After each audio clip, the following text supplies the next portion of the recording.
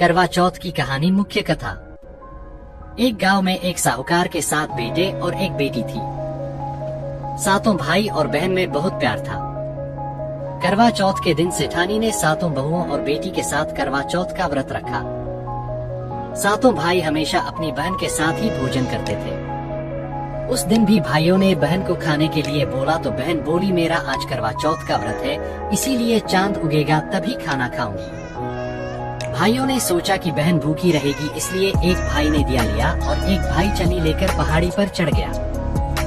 दिया जलाकर चलनी से ढक कर कहा कि बहन चांद उग गया है, अर्घ देकर खाना खा लो। बहन ने भाभियों से कहा कि भाभी चांद देख लो। भाभी बोली कि बाई जी ये चांद तो आपके लिए उगा है, आप ही देख लो, हमारा चांद तो देर रात को उगेगा।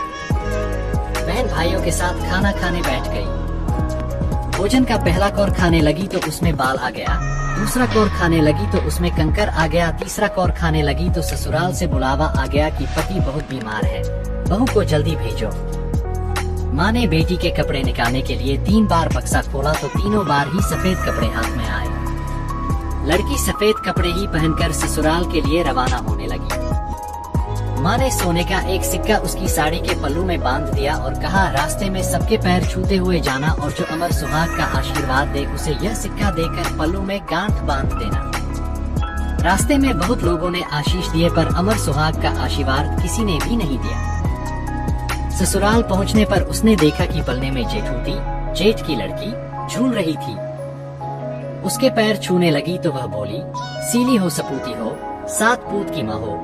यह आशीष सुनते ही उसने सोने का सिक्का निकालकर उसे दे दिया और पल्ले से गांठ बांध ली। घर के अंदर प्रवेश किया तो कमरे में पति को मृत अवस्था में पाया।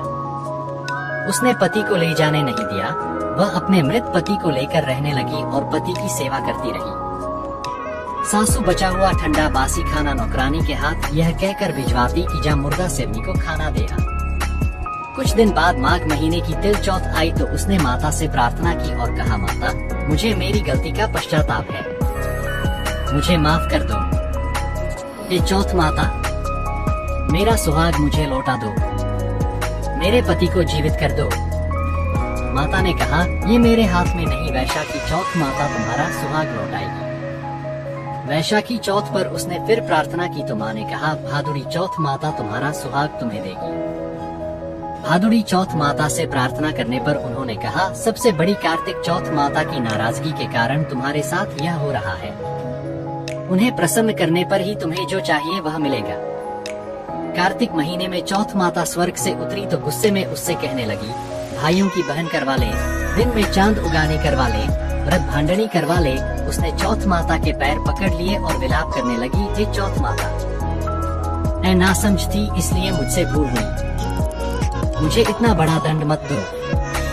आप जग की माता है, सबकी इच्छा पूरी करने वाली है। मेरी बिगड़ी बनाओ माँ, मेरा सुहाग लौटा दो, मेरे पति को जीवित कर दो। माता ने खुश होकर उसे अमर सुहाग का आशीर्वाद दे दिया। उसका पति उठा और बोला, मुझे तो बहुत नींद आई।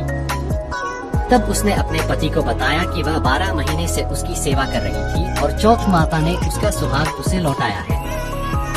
पति ने कहा, हमें चौथ माता का उद्यापन करना चाहिए। उसने चौथ माता की कहानी सुनी और उद्यापन कर चूरमा बनाया। दोनों खा पीकर चौपड़ खेलने लगे। नौकरानी खाना लेकर आई तो यह देखकर तुरंत जाकर उसकी सासू को बताया। सासू ने आकर देखा तो बहुत खुश हुई। बहू से पूछा, यह सब कैसे हुआ? बहू ने सास के पैर छुए और बताया कि यह चौथ माता का आशीर्वाद है। सभी लोग चौथ माता की कृपा देखकर बहुत खुश हुए। सभी स्त्रियों ने पति की दीर्घायु के लिए चौथ माता का व्रत करने का निश्चय किया। हे चौथ माता, जैसा साहूकार की बेटी का सुहाग अमर किया वैसा सभी का करना।